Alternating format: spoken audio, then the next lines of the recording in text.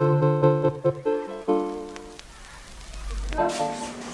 afternoon, ladies and gentlemen. It's Math Monday, and today we're going to go over some more basic stuff that comes out of ACI 318, and this is dash 11 because I forgot my new book in my PE suitcase. So don't use this one, use the newer version, but this is still ACI 318, which is the building code requirements for structural concrete. It's what we as engineers use to make concrete structures that last decades and decades and decades. And if you're in the concrete industry, there's one equation, especially if you're an engineer or a ready-mix provider, that you should know at 3 o'clock in the morning.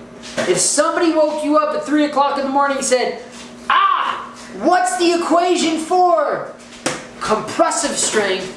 You need to know that. And if you don't, your bachelor's degree gets taken away. No, I'm joking. I'm joking. But this, again, is the most basic equation that, especially me, I mean, this is something that I grew up with in the industry, something that we saw every single day that we had to make sure was abided by. So F prime of C, or your compressive strength, is a very simple equation where we are taking our molded concrete cylinder, normally a 4x8, it could be a 3x6, a 2x4, 6x12, and we're applying a load to the cross-sectional area. Normally it's from the bottom, and then we have a movable head and then a rigid bodied head or a rigid head up top. So you end up squishing your concrete cylinder almost like a walnut and a nutcracker. And you do that until the concrete starts failing. It goes through that failure scenarios that we talked about a while back, that 1 through 5. So normally what we do is we put our concrete into a closed loop hydraulic press that has a telltale on it, and it records that pound force at failure. And with most of the concrete, standard concretes, that's going to be somewhere between 30 and 100,000, depending on when you break your concrete, the type of concrete, the curing conditions, blah, blah, blah, blah, blah. So there's a lot of things that go into play when it comes to how strong your concrete is going to be, but the way to measure your F prime of C, or your compressive strength, is always going to be the same. In a closed loop hydraulic press, we take a diameter, two diameters in the middle of our beam or in the middle of our cylinder, and that gives us the information that we need to determine our cross-sectional area. So our end equation to get our pounds per square inch is our pound force over our cross-sectional area. Our pound force over our square inches, and what that gives us is our compressive strength in pounds per square inch.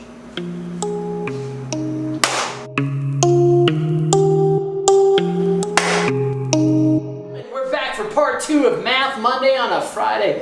I think it's Thursday though. Sorry, I just got back from vacation.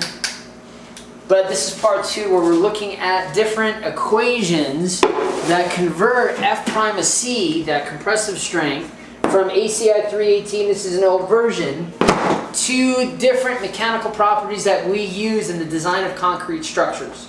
So where we're starting our part 2 off is modulus of elasticity. It's something that should be measured, and I believe it's ASTMC 469. It's either 469 or 496. We take either a 4x8 cylinder or 6x12. We put a compressive load on it up to about 40%, and then we start measuring how much the concrete squishes out and how much it squishes down to come up with this stress-strain curve. And that slope of the stress-strain curve is our modulus of elasticity, or Young's modulus. Now, ACI 318, that wonderful building code requirement, has 2 shortcuts for solving for modulus of elasticity, and both of them play off of the compressive strength of the concrete, which is solved for before. The first one takes the weight of our concrete to the 1.5 times 33, my lucky number, times the square root of our F prime of C. And our second equation takes a truncated version of all that mishmash, 57,000 times the square root of our F prime of C. Now here's the problem. There's a lot of concrete technologies out there that will increase the modulus of elasticity. I mean, even if you put too much cement in there or more cement, lower your water cementitious ratio, you can increase the modulus, increase your strength. You can increase your compressive strength, which will definitely increase your modulus, but it also will have a negative impact on the brittleness of your concrete. Now, all that being said, using these shortcuts, that's exactly what they are. They are shortcuts that are great for standard concrete. Concrete that we've used over and over and over again. But to take this as the way and not recognize it for what it actually is, which is a shortcut, can be a dangerous occupation, especially when we get into higher performing concrete, ultra high performance concrete, or concrete that uses newer and more awesome technologies that will have a direct impact, not really on the F''C, our compressive strength, but more on the toughness and the brittleness of our concrete, as well as the modulus of elasticity. So stay tuned, we got one more video for you today. Am I supposed to?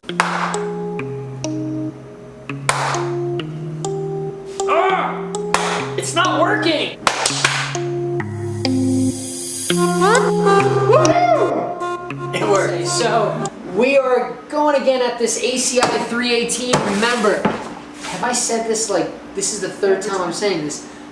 Get this, but not this one. So this is from ACI 318, that building code manual, where again, we're using that compressive strength that we looked at in part 1 to determine our modulus of rupture or our flexural strength of concrete. Now, I love this equation for so many reasons, but there's one other person in the world who has a higher appreciation of this equation than me, and I wanted to invite my good friend, my mentor, David W. Harris, PhD.